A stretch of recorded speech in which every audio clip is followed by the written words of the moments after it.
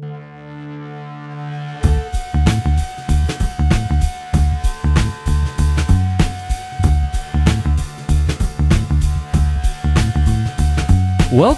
to the Nightly News Podcast. This is Professor Paul Miller being joined today by a wonderful guest that we have been looking forward to for a tremendous amount of time, Curtis Voelker, Admissions Counselor here at Central Penn College. Curtis, thank you so very much for joining the Nightly News Podcast today. Thank you very much for having me. Been really anxious to get on here. And we would love to make sure that we have you back anytime. We're also going to talk about some major initiatives coming up with what Curtis does here on campus, and we're going to have plenty of an opportunity to talk about some of the things and initiatives that he's working on right now.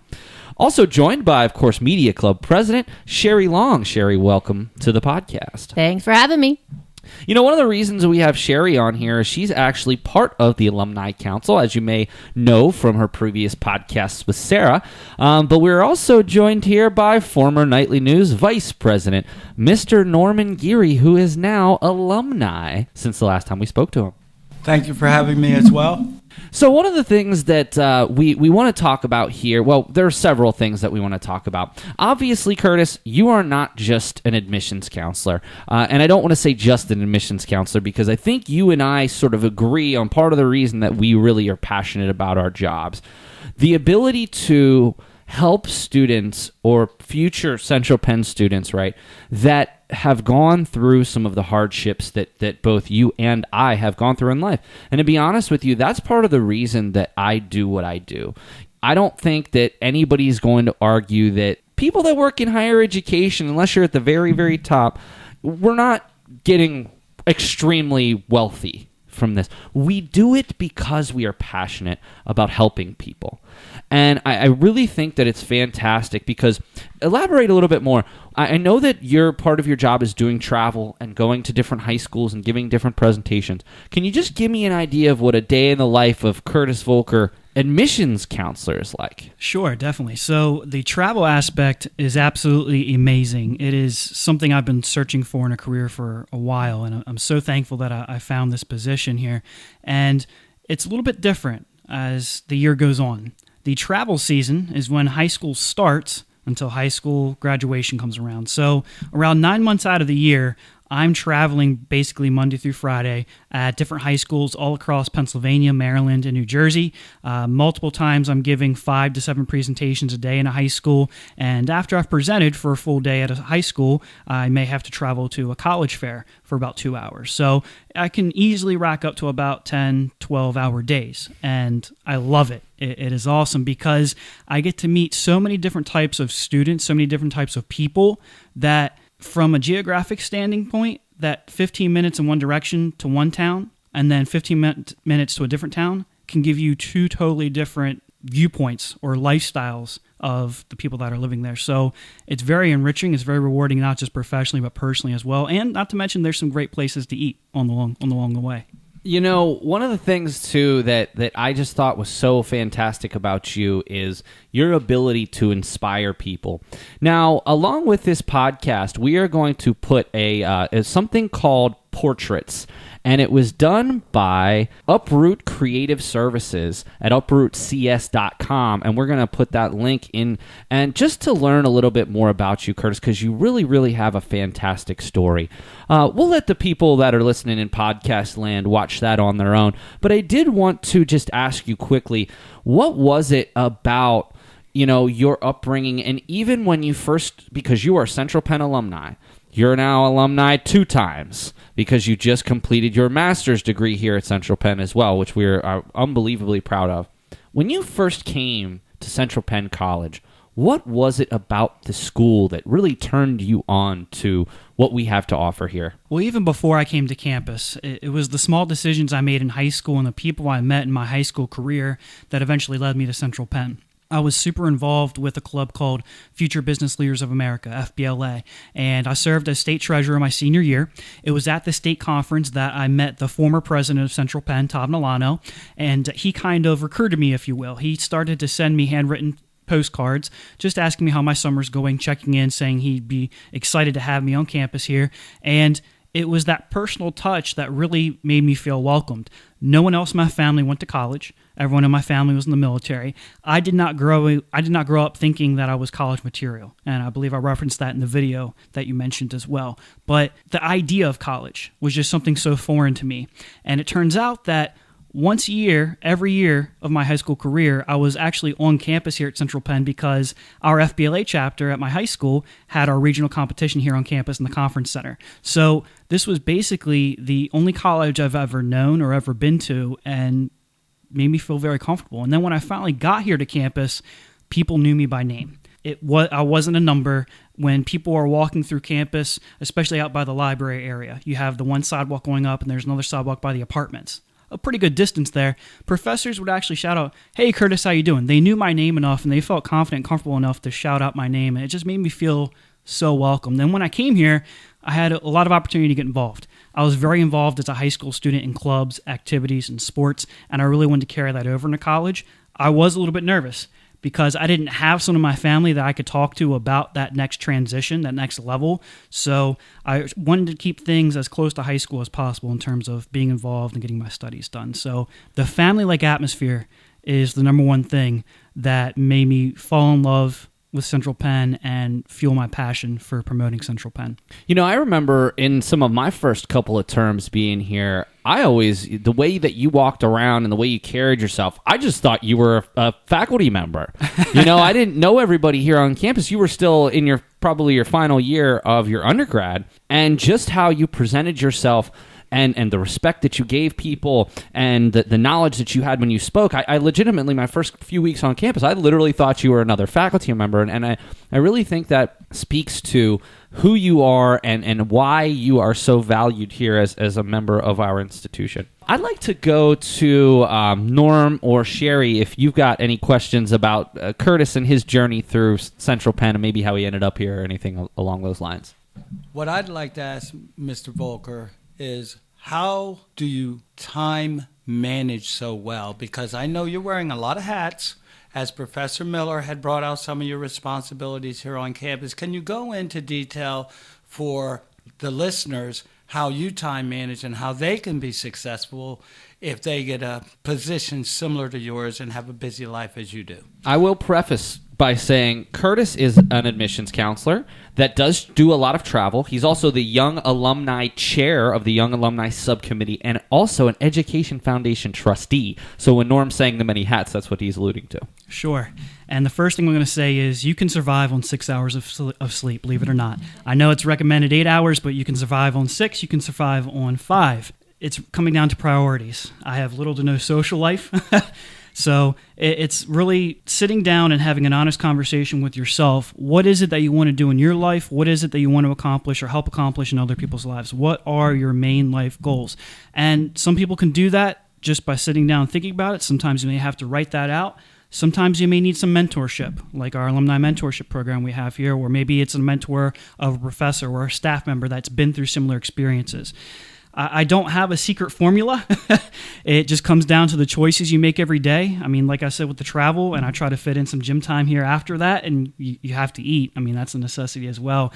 So I'm sorry, I don't have a magic pill or a secret formula or a toll-free number you can call to get all the answers, but it really just comes down to that honest conversation with yourself. What are your goals and what are you willing to do to accomplish these things day in and day out? I know Sherry loves the comment that I had in the video that was done about finding something in your life that will fuel your passion so that when you're laying in bed and you hear that alarm clock, you don't want to hit the snooze button. You want to jump right out of bed and do it. Yes, I love that comment because it helps you focus on, like you said, priorities, what's important to you. My question for you is, what do you do to keep energized? You have a lot of energy, you're involved in a lot, but speaking as someone who volunteers also a lot, I get joy and purpose and energy from volunteering, but what do you do to make sure you're taking care of yourself? Sure. So internally, my energy is purely from that passion. I found my passion for Central Penn, and that I don't really drink caffeine that much. So I might have pre-workout before the gym, but that's about it. Maybe some tea or coffee, but it's nothing that you can pick up at a store. It really is what I've been saying, is that internal passion, that internal drive. You have to find something in your life in this world, and I know there's something out there for everyone that is going to internally fuel you. I'm sorry, what was the second part? Well, just what do you do to make sure you take care of yourself? There we go, taking care of self. The second part I wanted to allude to was, again, like I said, the gym time. So think about physical health, mental health, emotional health. The physical health thing for me is the biggest, is the hours I'm putting in. I need to make sure that my body is healthy in order to continue to volunteer and give back to this community as much as I can. So some people it may be the gym, some people it may be reading a nice book, some people it may be taking a swim. Find something not only will fuel you passion-wise, but something that will help you relax. So it's kind of a nice balance. Aren't you also the advisor of the Iron Knights Club as well? Yes, I am the advisor of the Iron Knights Club. We had a little bit of a rough patch with membership, so we're trying to recruit some new members, but yes. Trust me, as being an advisor of a club, I get that that's a very significant part of our job here as well. So I think that you're underselling yourself with all the things that you have going on. You know, a couple of other things that I want to talk about here. I want to talk a little bit more about the Young Alumni Subcommittee in the Alumni Council. Now, we certainly referred to this when Sarah was on, and we certainly talked about your event coming up here on August 16th, Wednesday, August 16th from 5:30 to 7:30. That's going to be at the Public Fair at the Wise Markets, the brand new Wise in Enola off of Valley Road. There is a registration, and you will see along with this podcast the link to register for this event.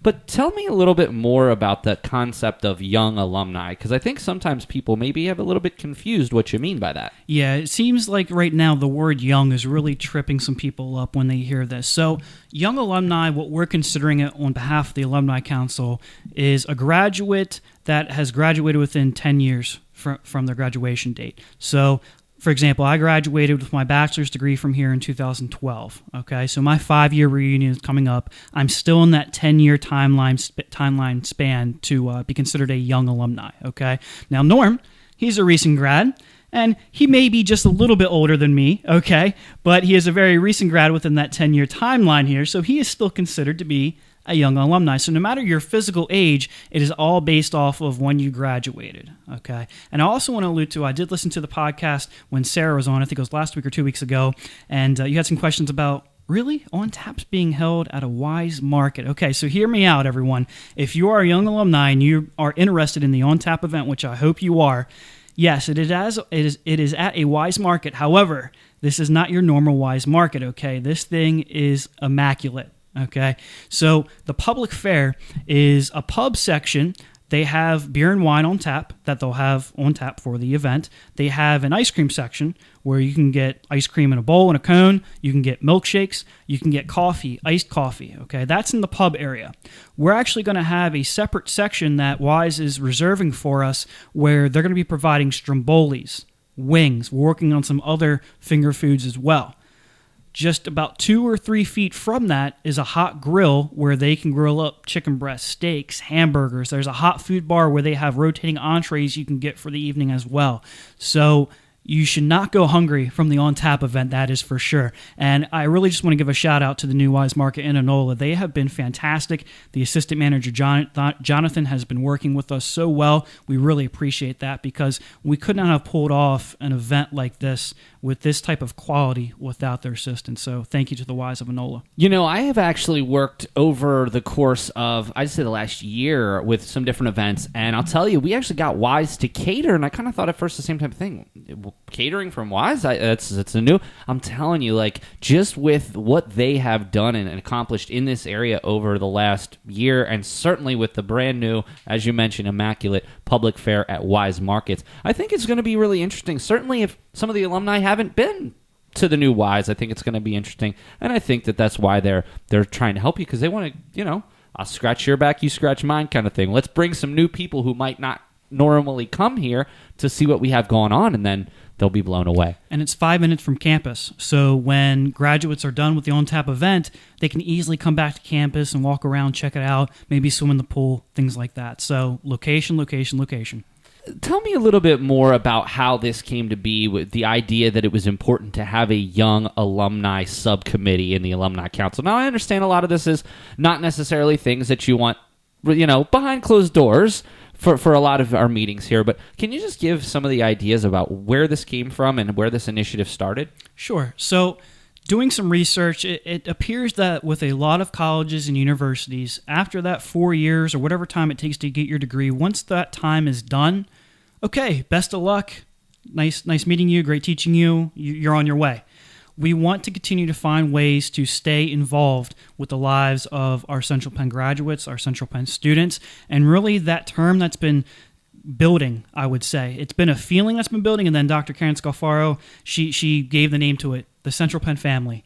That mindset, that feeling has really been growing here on campus, and we want to continue to build that with our alumni. So we started to sit down and say, okay, what are the different groups of alumni we have coming out? There's different generations, different mindsets, different values.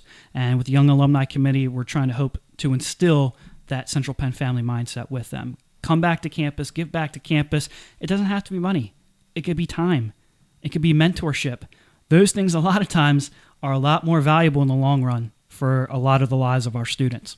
Well, Norm, I want to talk to you for a second about this subject. One of the things that I commend you for is the fact that you have still asked very politely to be involved with the media club. Yes, you've graduated. You finished your coursework here. You're checking in with me almost weekly. What's going on with the club? I want to know what's going on. And tonight, we are recording this on the same day as the Senators alumni event, and Norm's going to go over there, and he is actually going to help mentor one of our current nightly news students who happens to be covering the event for our class.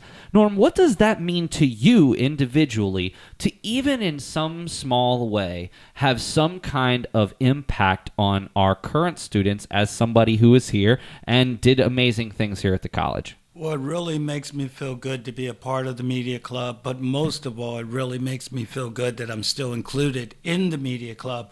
I have to give Mr. Curtis Voelker credit in this area of mentorship, because I look at what he's done every day on the campus, being involved, helping students, motivating students, getting involved with clubs.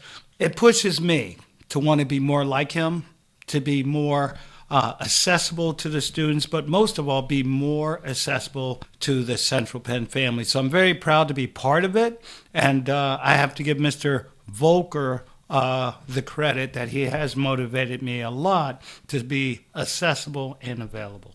Well, and trust me, Norm, we appreciate that, because it's very sad when somebody who's been such a major part of the club graduates. Of course, I'm happy for you, and I know you're happy for yourself. But, I'm sad that I guess maybe I'm just a little jealous that I don't get to spend time with you, and you don't get to spend time with other people who you can mentor.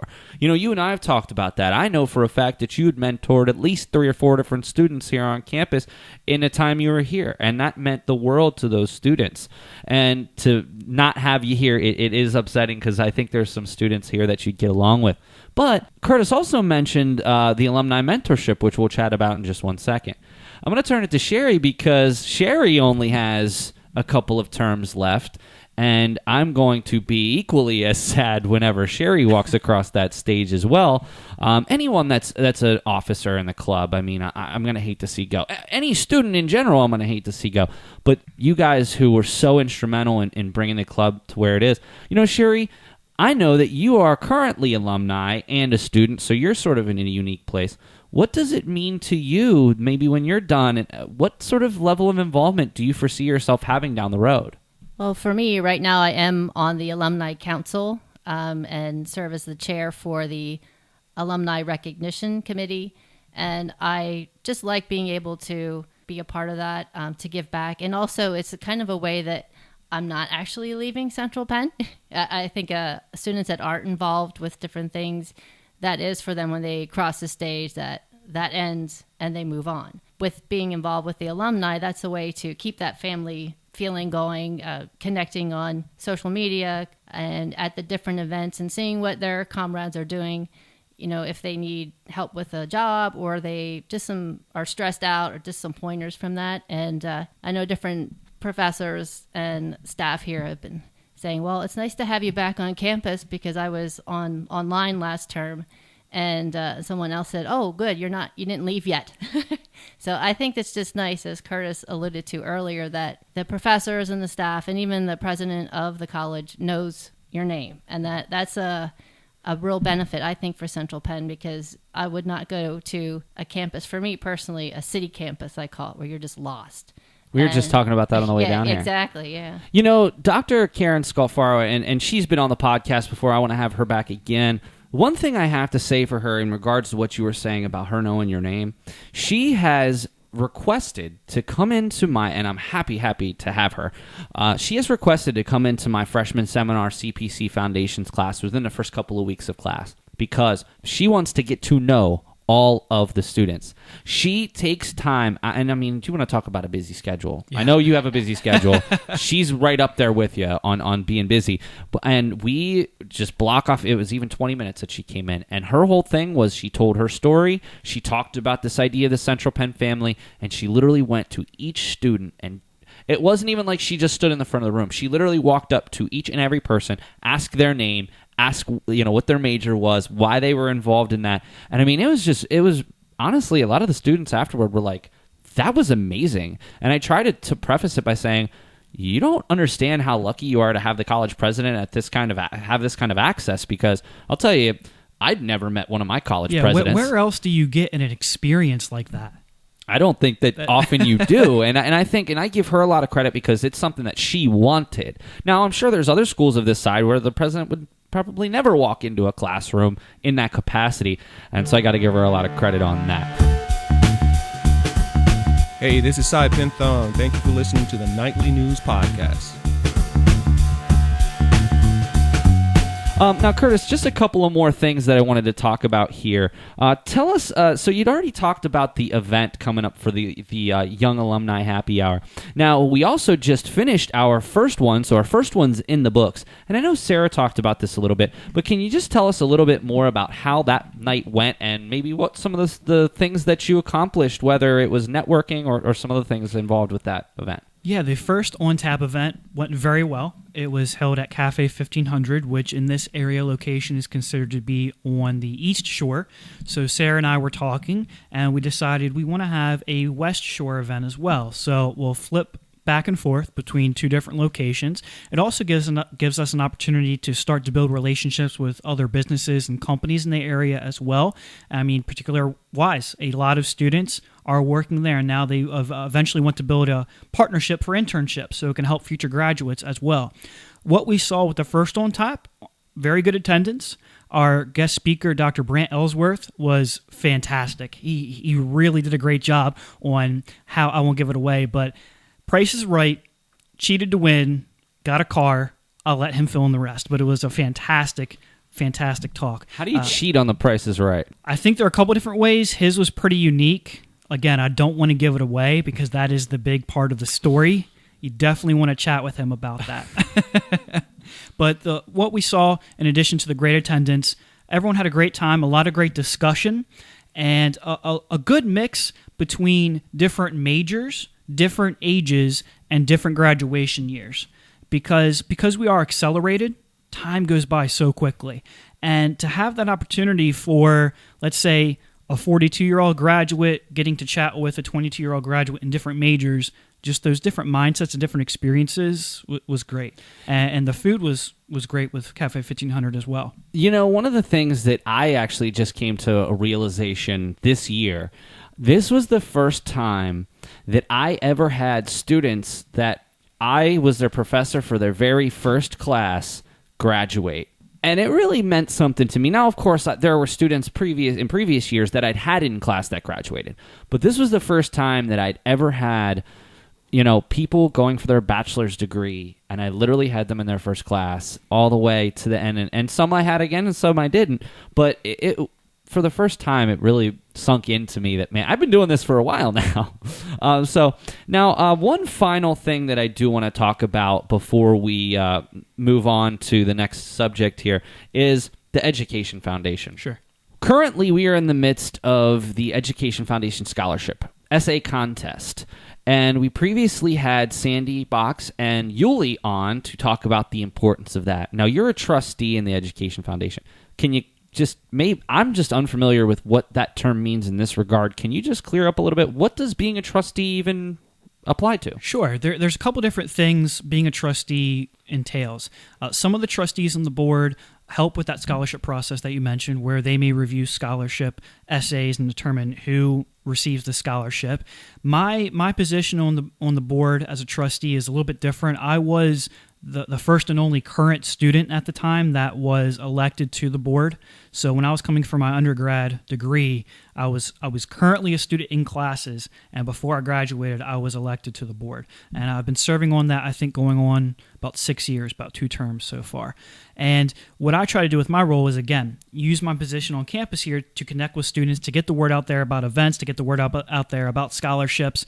I may not be necessarily grading scholarship essays, but I can help with marketing, PR, communication, things like that.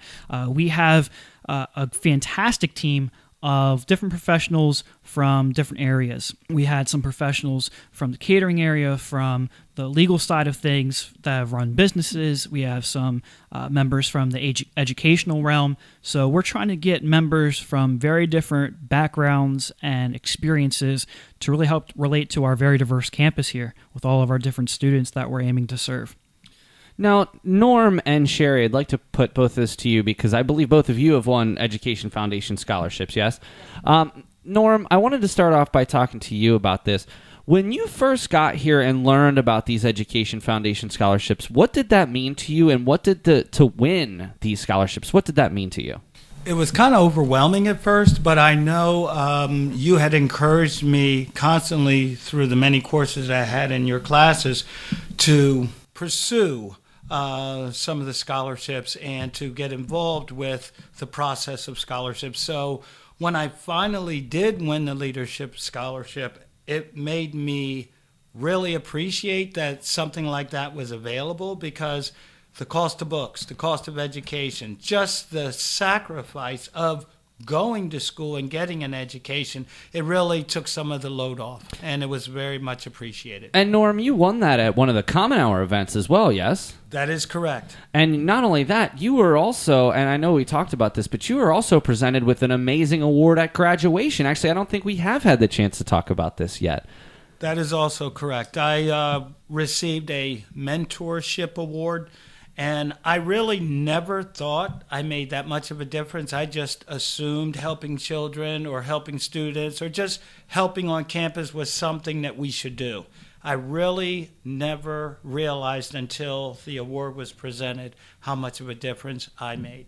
Well, there's no doubt about it, and you know, obviously, you know that I commented on your award win, but to be honest with you, you know, you definitely impacted a lot of people here on campus for the positive, and because of your position and your experience over the years, you had a lot of credibility with a lot of the students here, and you were able to give back to them. So I'll tell you, I know they all appreciate that.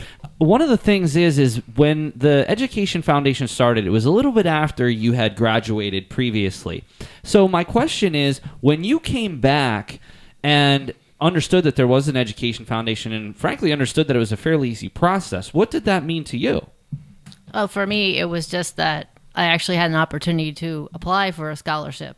So many things are, for me, way back when, scholarships were for graduating high school seniors or something. There wasn't a lot. I didn't realize there was something for me. And I think that that's a great benefit for the foundation is the scholarships are open to all students, you know, regardless of age or background or where you are in your journey for college. And as Norman said, it's very helpful for the amount of money it takes to go to college. And it's just affirmation that, yes, somebody says, yeah, you're doing the right thing, and it really helps with the cost. That's for sure. I'm lucky enough to be on the scholarships selection committee where basically after, let's say, Curtis is one of the people that maybe looks over an essay and evaluates that, we'll all sit down in a room and we'll say, hey, here's everyone that applied, here's, you know, some information about them, and then we're really just kind of determining who are the leaders of this campus, who are the people that have earned this scholarship.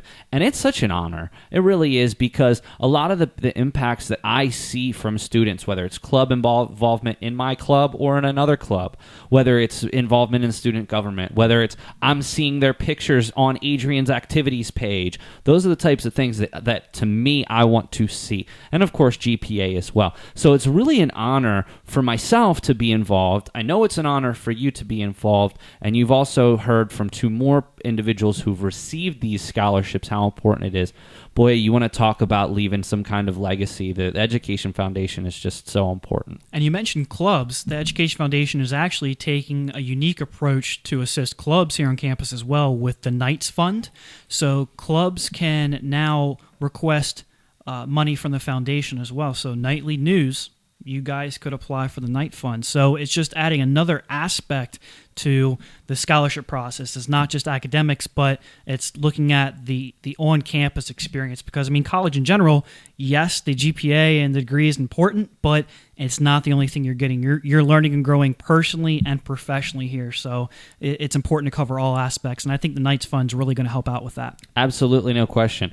All right, the last question, and we'll get you out of here in just a minute, that I want to talk to you about. We didn't really talk about this before the show, so this might be a little bit of a surprise, but we really are proud of you that you've received your master's degree. What is next?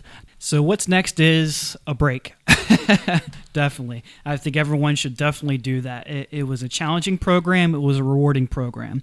Now, I will tell you that my family, especially my grandmother, is saying, when are you starting your doctorate? My reply is, I'm not quite sure yet. I'm going to take a break first. So my master plan up until this point was for the master's, and I'm kind of okay with not having a structured plan here on yet. I really have to sit and think about it. I've thought about the doctorate. I'm not quite sure. I really need to sit and think about 10, 15 years from now, where do I think I will be? Where do I want to be?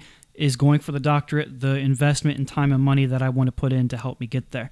Right now, I'm just enjoying that nice little break of not having any assignments or final papers. I know every student can appreciate that. And you're certainly one of the first to graduate from our MPS program, and I think that's absolutely fantastic, and I appreciate that as well.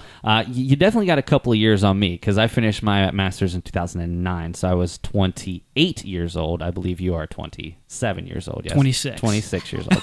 So you got me beat there by 2 years, but and I'm still in the same boat. I'm still my department wants me to go back to get my doctorate. I'm in the process of doing some fact finding now, and I'm hoping to be back in school next year. But again, one of the things that Central Penn stresses is this idea of lifelong learning, whether it is in the classroom or whether it's just the desire to want to continue learning. Even just, you'd mentioned earlier, reading, just constantly wanting to learn more about things, I really think is an important element of what we're doing here. So we are very, very proud of you for accomplishing that goal. And no one clapped louder than me whenever I saw you walking across the stage, except for maybe Norm. Well, thank you. I mean, I appreciate the support so much, because I couldn't have done it without the Central Penn family. I mean, it's a huge driving force behind a lot that we all do. I mean, because we know we have that support, we have that structure here every day on campus for us, so it just makes everything that much better. Any final thoughts or questions from Curtis, Norm, or Sherry? Well, I want to first of all say thank you very much, Curtis, for being part of the podcast. You don't know how happy I am that I was able to be a part of it. You're definitely an inspiration for Sherry, Professor Miller, and myself. And there are a lot of students that have no idea how much of a commitment that you give to them and how much of a sacrifice you give.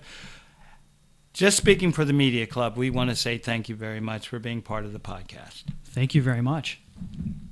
My comment is thank you for serving on the foundation committee. And one thing about the scholarships they do that, because I'm a current student, I get to benefit from is the foundation will donate a scholarship to the leadership conference or another event, a networking event or something that allows the students to go for free. And I've benefited many times from that. So thank you very much for that. So you can just see, Curtis, all the different, not only are you impacting the high school students that you get to see on almost a daily basis, not only are you impacting people here on campus, not even through your admissions work, but through Young Alumni, through the Education Foundation, through the Iron Knights Club. You're impacting students before they get here. You're impacting students when they're here. You're impacting young alumni. You're impacting alumni of all ages. I mean, you are literally hitting the gamut of every single person, and you truly signify this idea of the Central Penn family. So we really appreciate the opportunity to speak with you here today. Fantastic. Thank you guys so very much. I really appreciate all the praise, but I'm not the only one. We have a whole campus full of fantastic faculty and staff that are doing as much, if not more, out there in the community on the campus. So I just want to thank everyone here on campus for all they do for our students. Well, thank you very much, and I do appreciate those comments. All right, real quick, I just want to recap. So the Young Alumni Happy Hour is coming up Wednesday, August 16th from 5:30 to 7:30. That's going to be at the Public Fair at Wise Markets in Enola. There is a registration. You can click along with the link along with this podcast to sign up, and they do ask that you sign up by August the 14th, and there will be further information along with the story that accompanies this podcast. Also, Curtis was featured on a recent episode of Portraits from Uproot Creative Services. That's at uprootcs.com.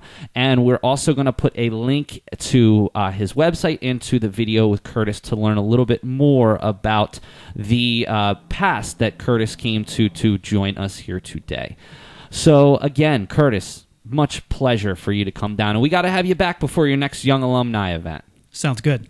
And Norm, honestly, thank you so much. Norm has, again, graduated, moved on to bigger and better, and for him to take the time out today to come join us at the podcast, I couldn't really thank you anymore, Norm. We really appreciate you making it a special trip today back to your old stomping grounds. Thank you all for allowing me to be here as well. You're welcome anytime, my friend. And finally, Sherry Long, our nightly news president, thank you very much, not only for serving on the Alumni Council and having a small part to do with all of this too, but thank you for being an all-star here on campus and certainly with the nightly news. Thank you. It's always fun to be here. All right, so for Sherry Long, Nightly News President, for Norman Geary, former Vice President of the Nightly News, we've heard Curtis Voelker today, who's a man of many hats, so I'm not going to tie him down to one title. I'm Professor Paul Miller, and we'll catch you next time on the Nightly News Podcast.